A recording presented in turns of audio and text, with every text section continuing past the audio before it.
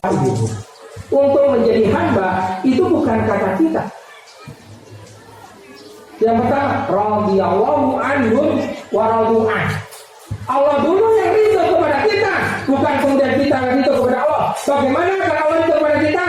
Bagaimana kita memantaskan diri di hadapan Allah Subhanahu wa taala. Tugas kita. Bismillahirrahmanirrahim. Subhanalladzi asra bi 'abdihi lailan minal masjidil haram ila masjidil aqsa alladzi barakna haulahu linuriyahu min ayatina innahu huwas samiul basir. Shadaqallahul azim. Hadirin yang dimuliakan Allah SWT,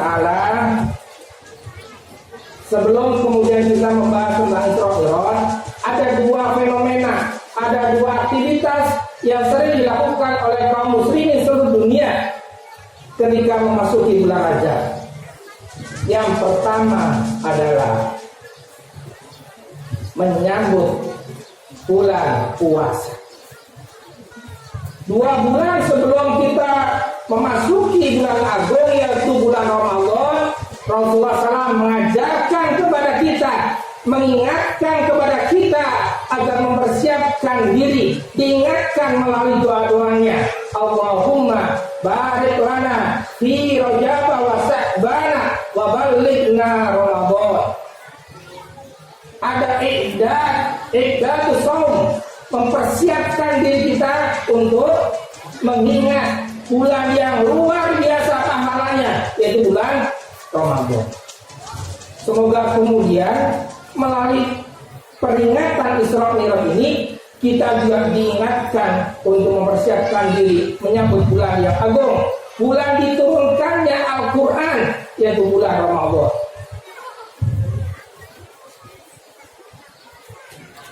Peristiwa Isra dan Mi'raj digambarkan oleh Allah Subhanahu wa taala dalam surat Al-Isra surat 17. Peristiwa ini dilatar belakangi dengan sebuah kejadian-kejadian. Kejadian itu salah satunya digambarkan, dideskripsikan dalam surat An-Nahl surat 16, dan kemudian nanti akan saya coba kemudian sambungkan dengan surat Al-Kahfi surat 18, yang insya Allah bapak-bapak, ibu-ibu semoga semuanya sudah hafal surat Al-Kahfi.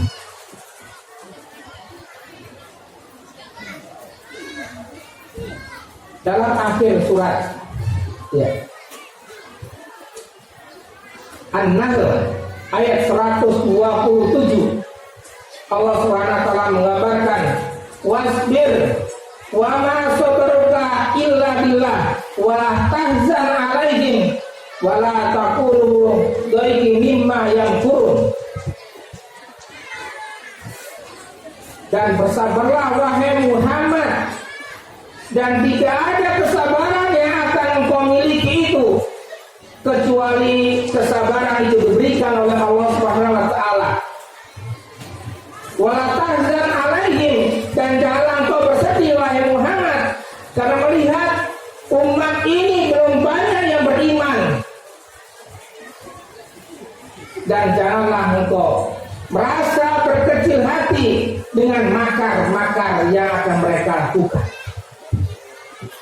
Peristiwa ini dilatar belakangi setelah meninggalnya 2 pilar dakwah, yaitu paman Rasulullah SAW Ali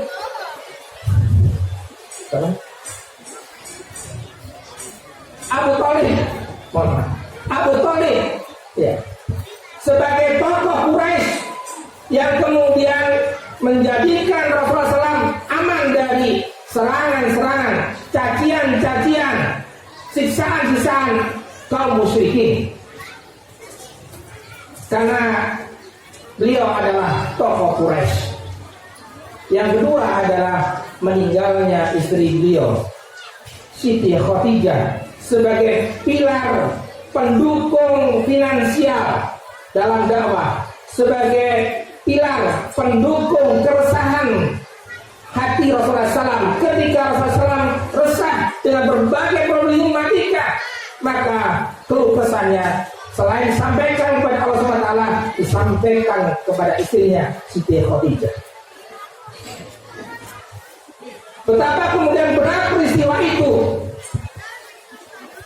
peristiwa yang kemudian membuat Rasulullah SAW dalam surat Al-Kahfi hampir kemudian Rasulullah SAW berputus asa terhadap dakwah ini. Fala'allaka bakhirun nafsaka ala asarihi illam yu'minu bihadzal hadis ya sahabat.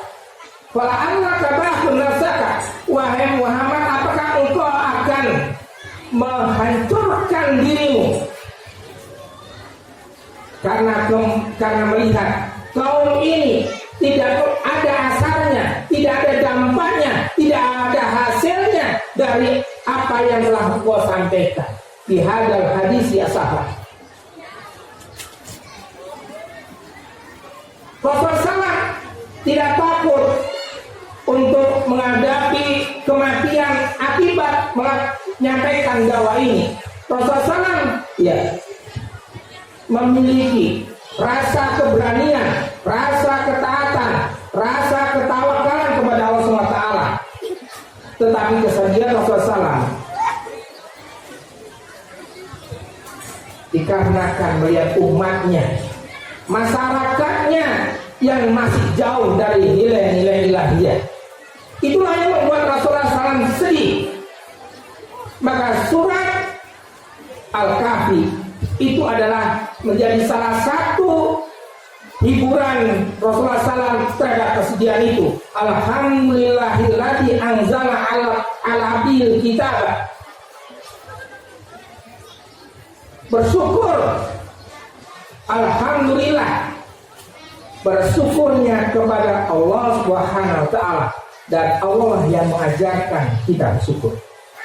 Orang bersyukur itu karena merasa dikasih. Ada orang yang dikasih tidak merasa bersyukur karena seolah-olah itu bukan luar biasa. Ibu-ibu, bapak-bapak, putra-putri kita, ketika kita kasih uang, jarang atau tidak semuanya mengucapkan terima kasih karena merasa itu adalah kewajiban dari orang itu. Kita hari ini diberikan kesehatan oleh Allah SWT. Kita jarang sekali bersyukur kepada Allah SWT. Kita diberikan rasa lelah mengolah anak-anak kita. Di waktu malam mereka menangis. Kita diberikan rasa kantuk. Kita diberikan rasa lapar. Hari ini banyak saudara-saudara kita yang tidak bisa makan bukan karena tidak ada makanan, tapi dicabut oleh Allah SWT rasa laparnya. Maka lapar itu adalah nikmat dari Allah SWT. Ibu-ibu badai dicabut kita rasa laparnya, badai bersyukur diberikan rasa lapar. Badai ada orang yang tidak bisa kemudian tidur, yang disebut penyakit insomnia. Maka ketika kita bekerja, ketika kita mendidik anak, ketika kita merawat anak kita, mencari maisha demi anak-anak kita, demi masa depan mereka, demi masa depan dunia kita, apakah kemudian kita akan menyesal ketika diberikan rasa lelah oleh Allah SWT, sehingga dicabut rasa lelah, sehingga kemudian kita tidak bisa tidur? Badai ibu-ibu dicabut. Betapa itu adalah nikmat dari Allah Subhanahu wa Ta'ala. Ini luar biasa. Ada banyak hal yang luar biasa, tetapi tidak dianggap kita luar biasa. Makanya Allah sendiri mengajarkan, alhamdulillahilladzi anzala ala abdihi kitaba wa lam yaj'al lahu iwaja. Bersyukurlah. Ya. Kepada siapa? Kepada yang anzala ala abdi, yang telah menurunkan kepada hambanya Alkitab, Al-Quran ini.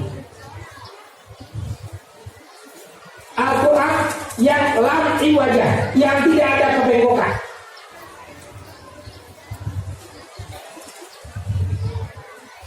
qayyiman lirabatan syadidan biladun wa yubashirul mu'minina ya'maluna sholihati anna lahum ajran hasanah. Ini adalah yang lurus. Fungsinya adalah yang pertama liung dirabatan syadidan, memberikan peringatan. Ba'san syadidan, peringatan yang sangat keras. Kalau kemudian anak kita nakal, ya mohon maaf ya, kadang-kadang ya di cubit kecil itu tidak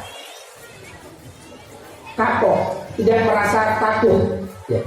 Maka kemudian kadang-kadang ya karena dia tidak sholat, Rasulullah SAW memerintahkan memukul yang terasa, tetapi tidak boleh pada tempat-tempat yang membahayakan bagi anak-anak.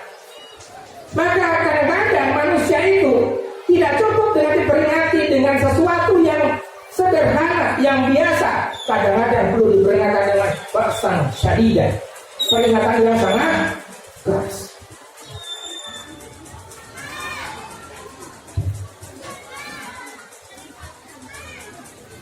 Dan memberikan kabar gembira, wa yubashirul mu'minina alladziina ya'maluna sholihati anna lahum ajran hasanah. Memberikan kabar gembira kepada orang-orang yang telah yakin dan kemudian beramal soleh, ajran hasanah. Kondisi saat itu luar biasa. Masyarakat Quraisy itu sudah habis-habisan Rasulullah SAW menyampaikan dakwah ini. Dalilnya tidak kurang-kurang, dalilnya dari Allah SWT langsung. Dan orang yang sangat orator, Rasulullah SAW, wa ma yantiqu anil hawa in huwa illa wahyu yuha. Tidak lain sampaikan oleh Rasulullah SAW itu dari hawa nafsunya, tetapi semuanya wahyu dari Allah SWT. Tapi kok ada orang yang tidak mau beriman? Ayat berikutnya dalam surat Al-Kahfi, wa yunzirul ladzina qalu takhadallahu walada. Ada orang yang punya ideologi, yang punya pemikiran, yang punya konsepsi, ya langsung kemudian menyerang Allah SWT. Wa qalu takhadallahu walada, dan mereka mengatakan Allah memiliki anak. Konsepsi yang mereka gulirkan, konsepsi yang mereka hadirkan, ideologi yang mereka hadirkan itu malakum bihi ilmu wala li'aba'i. Konsepsi yang tidak memiliki keilmuan, tidak objektif, tidak ada dasar-dasarnya, tapi mereka tetap yakin dan konsepsi-konsepsi. Kita akan menghadapi orang-orang yang kekeh, yang tetap memiliki prinsip yang tidak rasional, yang tidak objektif.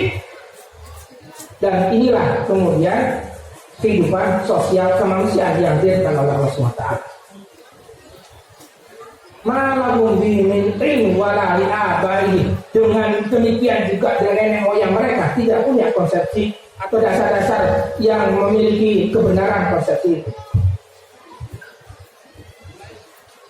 Kaburat kalimatan takhruju min afwahihim yaquluna illa kadzaba. Sangat tidak benar, ya.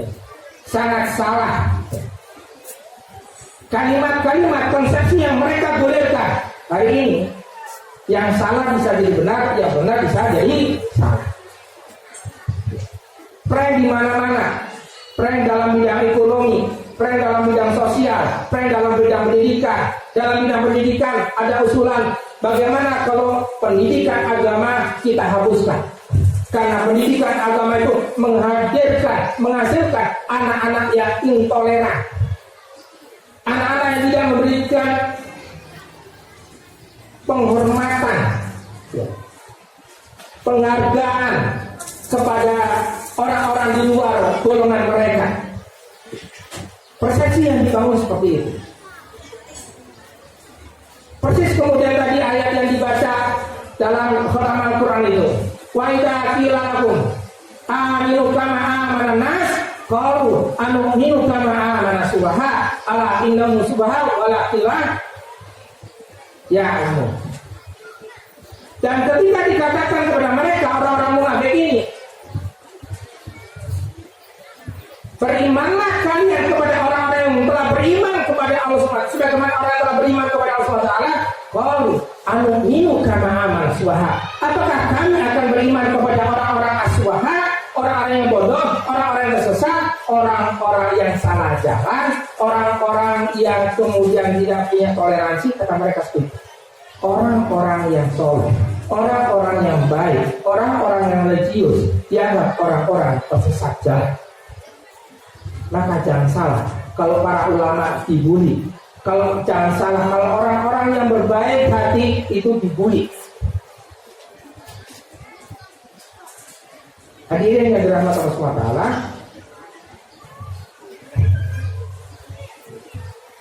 kejadian yang begitu berat dialami oleh Rasulullah SAW.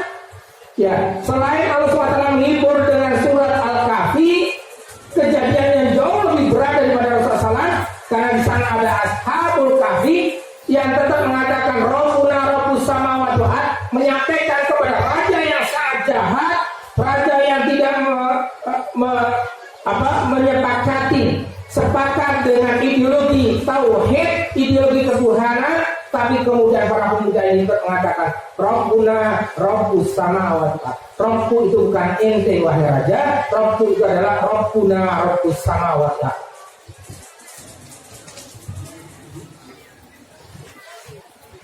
Selain kemudian surat Al-Kahfi, maka Allah SWT menurunkan surat Al-Isra. Kita masuk di surat Al-Isra. Jadi surat akan melakukan sebuah aktivitas penghambaan. Salah satunya adalah sholat. Bapak, Ibu, saya tanya, kalau kemudian Allah tidak memberikan pahala di saat kita beribadah, di saat kita sholat, di saat kita infak, kira-kira mau ibadah, kira-kira mau sholat, kira-kira mau infak tidak? Ya. Kira-kira kita mau melakukan ibadah tidak kalau Allah tidak memberikan pahala? Pada mual kan? Pada mual. Allah. Dalam ilmu sufi itu, pertama kenapa kita harus beribadah kepada Allah SWT? Itu alasannya bukan karena minta balasan dari Allah SWT. Kenapa? Yang pertama, karena Allah telah banyak memberikan kebaikan kepada kita. In ahsantum, mohon maaf, wa ahsin kama ahsanallahu ilaik. Berbuatlah baik kalian karena Allah memberikan perbuatan baik pada kita. Hal jazaa'ul ihsani ilal ihsan. Kita diciptakan oleh Allah SWT sebagai makhluk terbaik.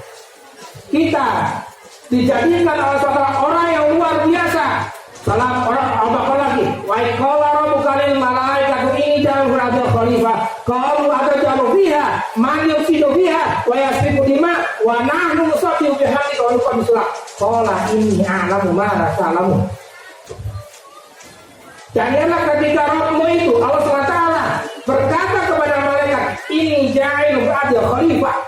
Bayangkan ibu-ibu, bayangkan bapak-bapak, visi Allah terhadap kita itu bukan menjadikan orang-orang sembarangan, tapi menjadi orang luar biasa, orang sebagai khalifah.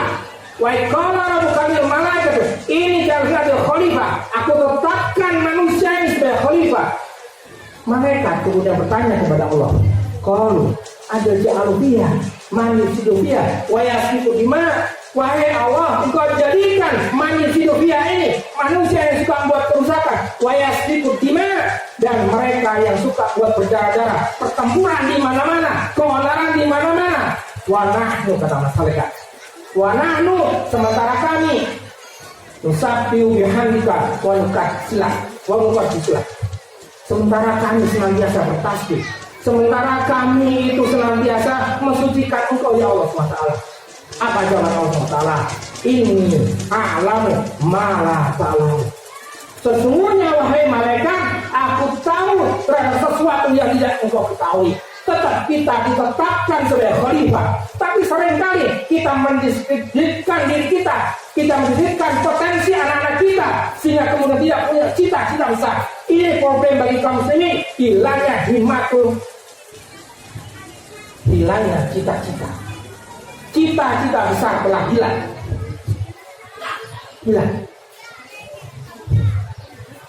Hadirin yang dirahmati Allah SWT, betapa besar potensi kita sampai Allah SWT mengkomparasi potensi kemanusiaan kita dengan luasnya langit yang begitu luas ini, dengan luasnya bumi yang begitu luas ini, dengan tingginya gunung yang begitu besar.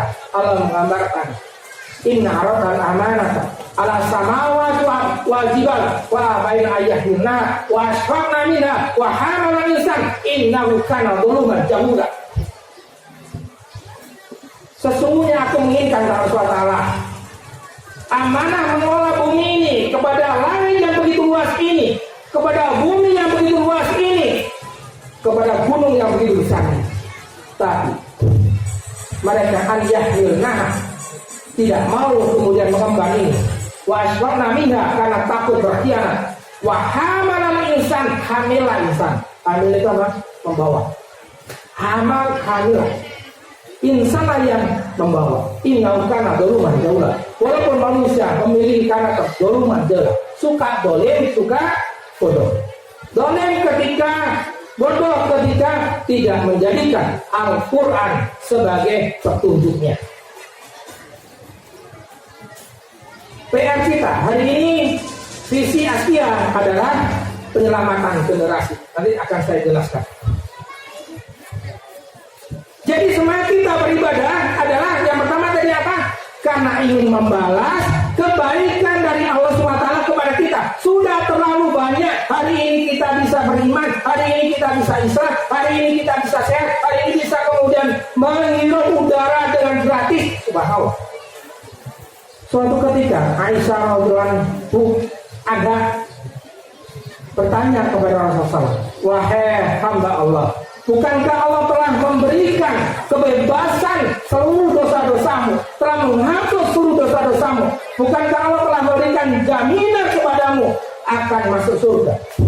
Kenapa engkau melakukan sholat sampai kakimu bengkak, wahai hamba Allah?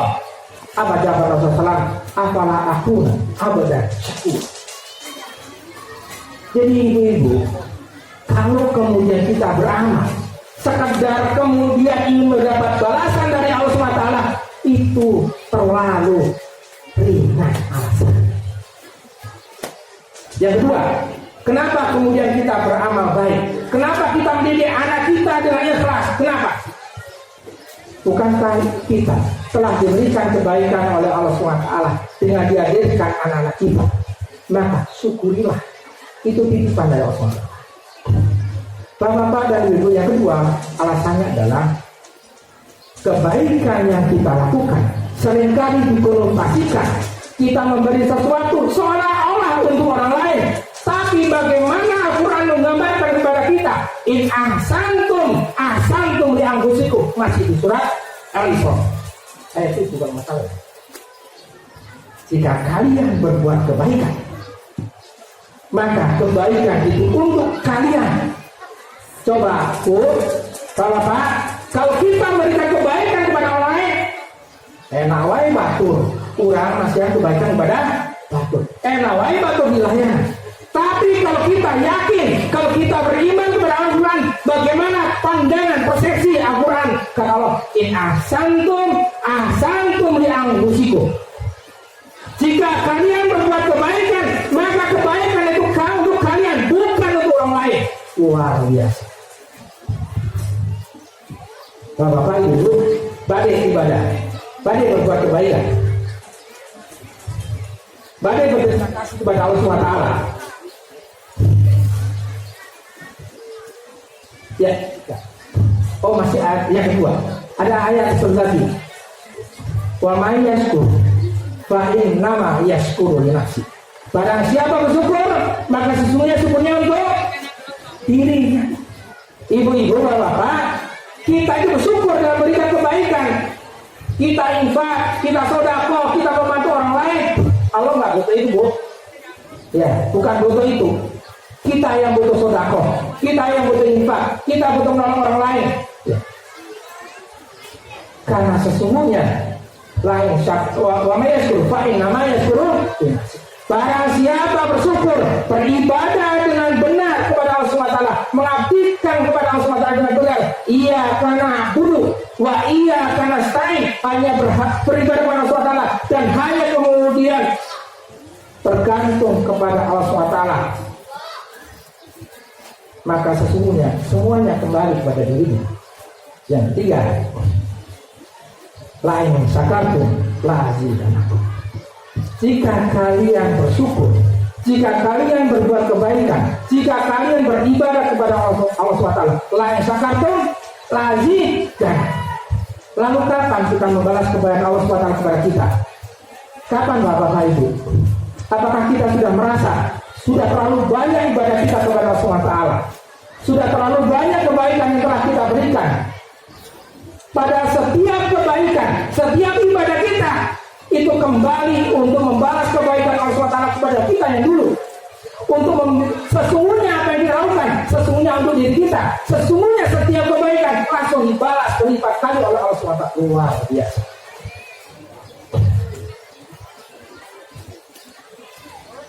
Wah, ya. Al-Quran itu luar biasa. Kita itu suka berimannya kepada realitas. Ya. Infak contohnya. Ayat ketiga.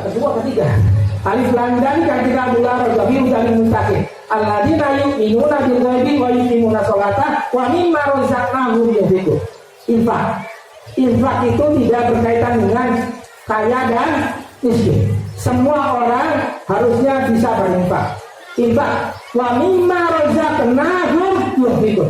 Allah tidak memerintahkan kita berinfak kecuali apa? Wa mimma razaqna. Kata Allah, aku berikan rezeki, sebagian dari rezeki itu diinfakkan. Mending kemudian kita nggak dapat rezeki tapi nggak berinfak, atau kemudian diberi Allah SWT rezeki tapi kemudian berinfak sebagian. Gak pernah Allah kemudian la yukallifu nafsan illa ma ataha. Tidaklah aku berikan beban kepada manusia kecuali aku memberikan lebih dulu. Keren. Ibu-ibu, kalau kita sedang gak punya uang, manusia kalau sedang gak punya uang, fokus kepada keimanan realitas. Apa yang dilakukan? Nyari uang, bekerja keras. Kemudian apa? Kalau orang jahat mencuri, merampok, korupsi dan sebagainya. Tapi kalau kita beriman kepada Al-Quran, kepada Al-Quran surah At-Talaq, waman qudira alaihi rizquhu falyunfiq. Barang siapa sedang mengalami kesulitan finansial, kesulitan keuangan, apa Bu? Harus apa? Berinfak. Apa korelasinya? Apa kemudian nyambungnya? Itulah Al-Quran. Kita mau beriman kepada Al-Quran atau kepada realitas? Masa kemudian kita ini nggak punya uang tapi harus berinfak? Kenapa orang yang susah, kenapa orang yang miskin itu menjadi semakin miskin, sulit untuk berkembang? Karena mereka itu berpikir bahwa mereka menjadi orang-orang yang tidak layak untuk berinfak, tidak punya semangat berinfak, tidak bersyukur untuk berinfak. Wa amman aqta wa taqa wa saddaqa bil husna fa sanuyassirul yusra. Wa amman aqta wa taqa, dan barang siapa yang aqta punya semangat memberi. Mana Bapak Ibu ya. Kalau kemudian kita dari kampung kemudian silaturahmi ke Pak Bupati, ke Pak Marwan gitu, bawa kelapa, ya nggak usah banyak-banyak lima, sedikit, senang nggak, bunga ke Pak Bupati. Dan nggak ada orang yang tidak pernah diberikan oleh Allah SWT. Kalau orang tidak pernah mau berinfak, bukan masalah besarnya. Ruhul atau roh memberi. Wa amaman aqta wa taqa wa saddaqa bil husna, dan dia mengucapkan apa yang baik, Fasanu yasulil yusra. Maka Allah dia surat Al-Kahfi, maka Allah SWT menurunkan surat Al-Isra. Kita masuk di surat Al-Isra. Jadi surat Al-Isra ini adalah hiburan kepada Rasulullah SAW ketika mengalami tertekanan psikis dan fisik dalam melaksanakan dakwah. Allah SWT menggambarkan subhanallazi asra bi abdihi lailan minal masjidil haram ilal masjidil aqsa. Maha suci Allah SWT. Maha suci subhanallazi asra yang telah memberangkatkan hambanya dari Masjidil Haram ke Masjidil Aqsa dalam waktu malam lailan. Asra itu adalah perjalanan malam. Kalau al-lail itu adalah semalaman, tapi kalau lailan itu sedikit malam. Jadi perjalanan yang sedikit malam. Perjalanan dari Masjidil Haram ke Masjidil Aqsa jaraknya kurang lebih 1.500 kilo. Dari Anyar ke Panarukan. Panarukan itu adalah batas Banyuwangi, itu 1.000 kilo. Kalau di pelajaran IPS dulu, sekarang apa ya? IPS itu saya tidak tahu istilahnya. Ilmu pengetahuan sosial dulu itu jaraknya jalan yang dibuat oleh Douglas zaman Belanda, jaraknya 1.000 kilo. Jadi kalau 1.500 kurang lebih dari Anyer ke NTB. Burung dara itu bisa terbang. Tapi kalau terbang bolak-balik dari Anyer ke NTB dalam jangka waktu yang sedikit, hanya 3 jam bolak-balik, kira-kira bisa nggak? Bisa nggak? Nah, 3 jam. Lalu bagaimana biar bisa? Biar bisa gimana? Naik pesawat. Ya, pesawat. Lalu kemudian yang hebat itu kecepatannya itu burung darahnya atau pesawatnya? Pesawat. Perjalanan dari Masjidil Haram ke Masjidil Aqsa itu jaraknya 1.500 kilo. Ditempuh dalam waktu malam yang sedikit. Ketika Rasulullah SAW selesai menyampaikan kondisi ini, maka kemudian orang-orang Quraisy mentertawakannya. Bahkan kemudian Abu Jahal mencoba mengumpulkan masyarakat karena tahu ini ada cerita yang aneh. Mereka yang membuli Rasulullah SAW. Dikumpulkanlah masyarakat semuanya dan Rasulullah SAW menceritakan tentang perjalanan dari Masjidil Haram ke Masjidil Aqsa. Itulah pelajaran kenapa, salah satu pelajaran kenapa tidak terjadi perjalanan dari Masjidil Haram langsung ke Sidratul Muntaha. Untuk pembuktian linuriyahu min ayatina. Karena kalau dari Masjidil Haram langsung ke Sidratul Muntaha pembuktian sulit. Dikumpulkan masyarakat, Rasulullah SAW cerita. Lalu kemudian ya masyarakat ada yang bertanya, wahai Muhammad, kalau engkau benar telah melakukan perjalanan dari Masjidil Haram ke Masjidil Aqsa, ceritakan kepada kami bagaimana deskripsi, bagaimana gambar Masjidil Aqsa. Maka kemudian Allah SWT memaparkan Masjidil Aqsa itu di depan Rasulullah SAW, sehingga Rasulullah SAW bisa menggambarkan secara detail di mana jendelanya, di mana pintunya, di mana jalannya, semuanya serba detail. Maka kemudian kaum musyrikin yang tadinya ingin membuli Rasulullah SAW, menghancurkan Rasulullah SAW dari peristiwa Isra Mi'raj, justru kemudian mereka menjadi membenarkan apa yang telah dilakukan oleh Rasulullah SAW. Abu Jahal pun bertemu dengan Abu Bakar. Maka kemudian ketika Abu Jahal bertemu dengan Abu Bakar, Abu Jahal bercerita kepada Abu Bakar, wahai Abu Bakar, temanmu itu bercerita sesuatu yang aneh-aneh saja. Ya ceritakan begini begitu. Maka apa tanggapan dari Abu Bakar ketika mendengar cerita dari Abu Jahal tentang cerita Rasulullah SAW tadi? Maka kemudian Abu Bakar mengatakan, kalau ada cerita yang lebih aneh lagi dan itu datang dari Muhammad bin Abdillah, maka aku tetap akan membenarkan. Sejak saat itulah Abu Bakar mendapatkan gelar As-Siddiq. Subhana bertasbih, tidak semuanya bertasbih. Ada orang yang tidak takjub dengan peristiwa ini, menganggap sebuah yang biasa. Ya. Termasuk kemudian dalam peristiwa Al-Kahfi itu ada kemudian Allah SWT gitu. Am-hasibta anna ashabal kahfi warraqini kanu min ayatina ajaba. Keajaiban-keajaiban ditampilkan oleh Allah SWT bukan hanya di Al-Isra, tapi juga di Al-Kahfi. Apakah engkau am-hasibta anna ashabal kahfi? Apakah engkau mengira bahwa para pemuda-pemuda kahfi itu am-hasibta anna ashabal kahfi kanu min ayatina ajaba?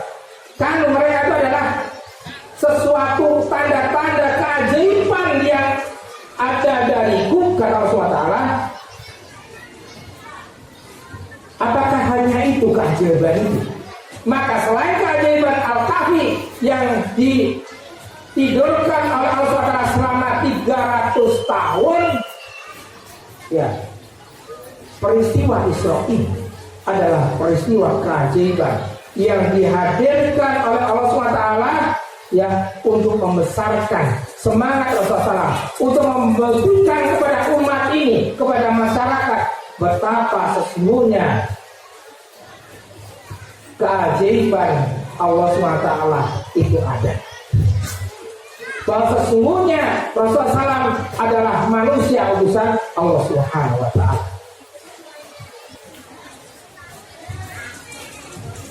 Bertasbih itu adalah pengakuan terhadap ketakjuban kepada Allah SWT. Bertasbih itu juga sebagai bentuk pengakuan pemberian dari Allah SWT. Tadi surat Al-Qur'an telah disampaikan, Subhanaka la ilma lana illa ma'alantana innaka anta alimul hakim. Maha suci Engkau ya Allah. La ilma lana, tidak ada ilmu yang kami dapatkan. Anak-anak kita itu ilmunya bukan dari guru-gurunya. Beliau hanya perantara, beliau hanya sarana-sarana. La ilma lana illa ma'allamtana. Tidak ada ilmu yang ada pada diriku kecuali apa yang diajarkan oleh Allah SWT. Demikian juga dengan Quran ini. Quran ini yang mengajarkan kita wa 'allamal Qur'ana wa 'allama di surat Ar-Rahman. Allah lah yang mengajarkan. Ar-Rahman itulah yang kasih sayang, itulah yang mengajarkan Al-Quran. Kalau kita hari ini itu bisa membaca Al-Quran, bersyukurlah, berhamdalah, bertasbihlah kepada Allah Subhanahu wa Ta'ala. Bertasbih. Yang ketiga, bentuk perilaku peribadatan terhadap yang ditasbihi. Yusabbihu lillahi ma fis samawati wa fil ardh. Bertasbih semuanya apa yang di langit dan di bumi. Wal tayru safa, dan burung-burung itu bertasbih dengan mengepakkan sayapnya. Bapak-bapak, Ibu, subhanallah, burung itu senantiasa bertasbih. Bagaimana bertasbihnya? Dengan mengepakkan sayapnya. Kalau kapak bertasbihnya dengan seperti apa? Saat hujan, bernyanyi saat hujan. burung berkicau. Subhanallah. Mereka berterima kasih kepada Allah SWT. Mereka mengakui pemberian Allah SWT. Mereka mengakui keagungan Allah SWT. Peristiwa Israel peristiwa yang sangat luar biasa. Diharapkan manusia itu, makhluk ini menjadi orang-orang yang mengakui keagungan Allah SWT. Tidak tadi seperti orang-orang Yahudi yang mengatakan, ya, Allah mengangkat anak gitu. Wa yu'minul ladzina qalu takhadallahu walada. Mereka mengatakan Allah mengangkat anak. Orang-orang Yahudi mengatakan seperti itu. Rasulullah merasa sedih karena ternyata dengan argumentasi, deskripsi tentang Islam, tentang kalimat-kalimat Allah SWT, hadis ashafa ini sudah gamblang, sudah jelas. Tapi kenapa ada orang-orang yang masih belum mau beriman kepada Allah SWT? Sedih dia itu. Ya.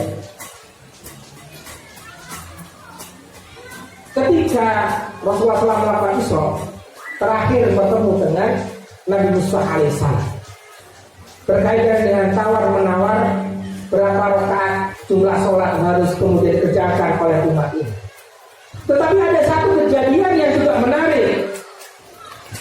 Nabi Musa alaihissalam adalah salah seorang nabi yang iri kepada Rasulullah SAW, karena Rasulullah SAW memiliki umur yang lebih pendek, tetapi umatnya lebih banyak daripada Nabi Musa alaihissalam. Maka ayat kedua dalam surat Al-Isra itu berkaitan dengan walaqad anzalna wa atayna Musa kitaba wa ja'alnahu li bani Israil alla tattakhidhu min duni wakila. Tentang Nabi Musa yang telah diturunkan Allah SWT kepada Nabi Musa alaihissalam, yaitu Taurat. Rasulullah diberikan komparasi kembali. Nabi Musa jauh lebih berat menghadapi Fir'aun sampai kemudian meninggalkan pola-pola dakwah itu. Ketika sudah disampaikan, tapi kemudian sudah sangat membahayakan, maka akhirnya kemudian Nabi Musa alaihissalam hijrah ke Madian.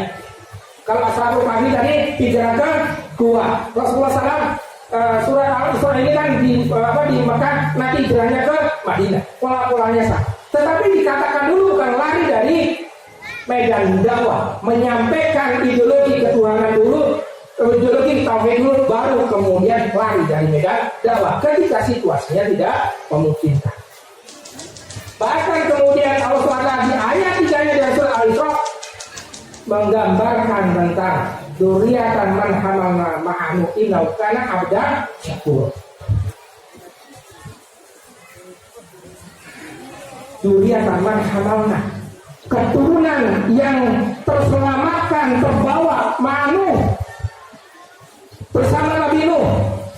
900 tahun Nabi Nuh berdakwah, lailan wa nahara wala yazidhum illa firara. Tidaklah bertambah masyarakatnya, malah kemudian apa? Banyak yang melawan, banyak yang berdusta kepada Allah SWT, banyak yang berbuat dosa kepada Allah SWT. 900 tahun hanya 80 orang hasil dari dakwah Nabi Nuh. Jadi kalau di rata-rata ya, 10 tahun itu kira-kira 1 orang. Subhanallah. Jadi kita bukan bicara tentang kejadian Isra Mi'rajnya. Apa yang terjadi dengan latar belakang Isra Mi'raj itu? Rasulullah itu bersedih, dihibur para sahabat dengan keajaiban itu, sekaligus dikomparasikan bagaimana kejadian-kejadian, bagaimana dakwah-dakwah sebelum zaman Rasulullah SAW. Ada Nabi Musa, ada Nabi Nuh, ada Ashabul Kahfi. Subhanallah. Quran ini luar biasa. Ceritanya bukan sekedar cerita, tapi penuh hikmah, penuh pelajaran yang luar biasa dari Allah SWT. Subhanalladzi asra bi 'abdihi lailan minal masjidil haram ila masjidil aqsa. Akuilah, bertasbihlah kalian kepada Zat yang telah mengisrakan, menjalankan Rasulullah SAW itu. abdihi. Tidak semua orang, tidak semua kaum muslimin dianggap abdihi, dan tidak semua abdihi diisrokan oleh Allah SWT. Luar biasa. Kalau ada pekerja yang mengabdinya luar biasa dan sebuah perusahaan menjadi pekerja kesayangan, biasanya dapat bonus, dapat segala-galanya. Dia menjadi pekerja kesayangan, dia menjadi anak kesayangan. Maka kemudian ketika pemilik itu memberikan sesuatu, memuliakan dia, maka kemudian dia menjadi mulia di hadapan orang lain. Rasulullah dimuliakan oleh Allah SWT di hadapan makhluk-makhluknya, salah satunya dengan Isra. Sebelum Isra, Allah memberikan pengakuan apa diri sebagai hambanya. Bapak-bapak, ibu, untuk menjadi hamba itu bukan kata kita. Yang pertama, radhiyallahu anhum wa radu an. Allah dulu yang ridho kepada kita, bukan kemudian kita yang ridho kepada Allah. Bagaimana kalau Allah ridho kepada kita? Bagaimana kita memantaskan diri di hadapan Allah Subhanahu wa taala. Tugas kita memantaskan diri. Apakah kita pantas menjadi orang yang dianggap abdi oleh Allah Subhanahu wa taala? Hamba, orang yang menjadi orang-orang yang tidak layak untuk berinfak, tidak punya semangat berinfak, tidak bersyukur untuk berinfak. Wa amman aqta wa taqa wa saddaqa bil husna fasanu yasil yusra. Wa amman aqta wa taqa, dan barang siapa yang aqta punya semangat memberi. Mana Bapak Ibu ya.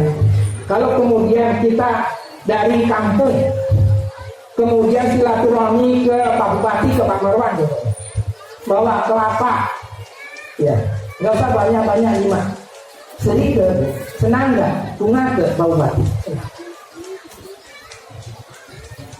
Dan nggak ada orang yang tidak pernah diberikan oleh Allah SWT.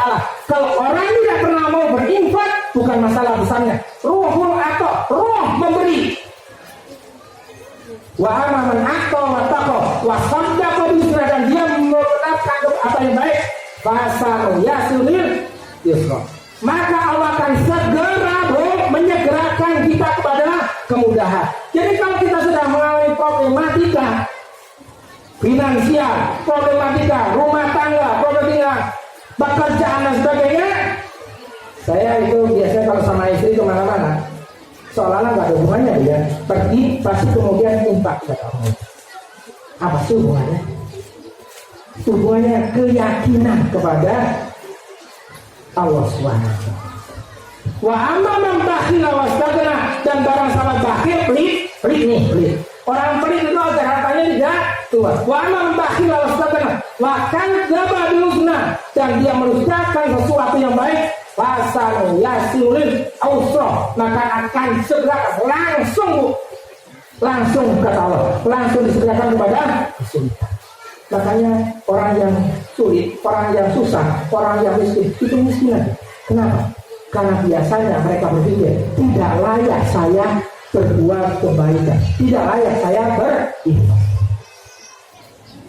Mau dulu apa berbuat kebaikan, mau berinfak waktu, tenaga, pikiran yang kita miliki, mau untuk kebaikan, insya Allah Allah akan berikan kemudahan kepada kita. Hadirin yang dirahmati Allah, subhanallah di asra bihi laila minal masjidil haram ila masjidil aqsa, ya, alladzi barakna haulahu, ya, yang telah aku berkati di sekeliling Nabi, di sekeliling Masjidil Aqsa itu, alladzi barakna haulahu linuriyahu min ayatina. Target dari Allah SWT menghadirkan proses Isra Mi'raj ini adalah linuriyahu, untuk menjelaskan tentang keagungan Allah SWT, ayat-ayat Allah SWT. Jadi kalau kita kemudian hari ini yang meningkatkan rasa tasbih kita kepada Allah SWT, rasa syukur kita kepada Allah SWT, rasa pengabdian kita kepada Allah SWT, berarti kita tidak takjub dengan adanya Isra dan Mi'raj. Karena target dari Allah SWT, ya, menurunkan proses, menghadirkan proses Isra dan Mi'raj linuriyahu min ayatina. Hadirin dari Allah SWT, visi dan misi Askia itu adalah penyelamatan generasi. Basisnya itu adalah Al-Quran. Kalau kita ingin anak-anak kita cerdas, maka anak-anak kita haruslah kemudian menjadikan Al-Quran sebagai masdarul ilm, sebagai sumber ilmu. Inna fi khalqis samawati wa ikhtilafil laili wan nahar la ayatin lil albab. Sesungguhnya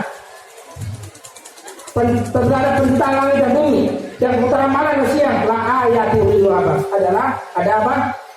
Tanda-tanda kebesaran Allah Taala bagi orang-orang yang cerdas. Siapa mereka? Alladzina yadhkuruna wa qiyaman wa qu'udan wa ala junubihim. Yang pertama adalah mereka adalah orang yang senantiasa ingat kepada Allah. Ini itu ilmu doa. Ini adalah present continuous tense. Senantiasa kegiatannya, aktivitasnya senantiasa ingat kepada Allah di saat berdiri, di saat duduk, di saat berbaring, dimanapun, kapanpun, jabatan apapun, posisi apapun, di waktu apapun, senantiasa ingat Allah SWT. Menjadikan Al-Quran sebagai masdarul ilm. Maka anak-anak ini harus senantiasa membaca Al-Quran. Maka anak-anak ini senantiasa harus menghafal Al-Quran. Kenapa saya bersemangat mendirikan sekolah-sekolah? Karena dari sekolah-sekolah inilah anak-anak menyampaikan dakwah kebaikan, meminta kemudian diajarkan ibadah oleh orang tuanya, meminta diajarkan membaca Al-Quran oleh orang tuanya, meminta diajarkan menghafal Al-Quran oleh orang tuanya. Bagi orang tua yang belum bisa, maka sadarkan dari anak-anaknya. Luar biasa. Saya tidak pernah menyampaikan pesan ini kepada orang tua, tapi anak-anak kita yang menyampaikan kebenaran itu kepada kita. Luar biasa. Alladzina yadhkuruna qiyaman wa qu'udan wa ala wa tafakkaruna fi khalqis samawati wal ardh. Wa yatafakkaruna fi khalqis samawati wal ardh. Dan senantiasa memikirkan tentang penciptaan langit dan bumi ini. Mereka punya ilmu alam yang luar biasa sampai mengatakan, Rabbana ma khalaqta hadza batila subhanaka laqina adzabannar.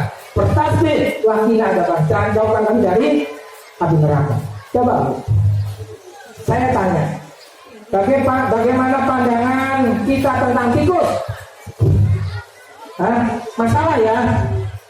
Bagaimana pandangan kita tentang nyamuk? Masalah kan? Tapi kata Allah SWT, orang yang cerdas adalah mereka mengatakan Rabbana ma khalaqta hadza. Wahai Rabbku, tidak ada yang menciptakan itu batil. Kita belum mampu menghadirkan cara berpikir bagaimana kemanfaatan nyamuk, bagaimana kemanfaatan tikus. Tadi ayat yang dibaca di surah Al-Baqarah yang kemudian dihatamkan, Allah membuat sebuah perumpamaan, innallaha la yastahi ayat riba masa ma ba'udatan sama fauqaha.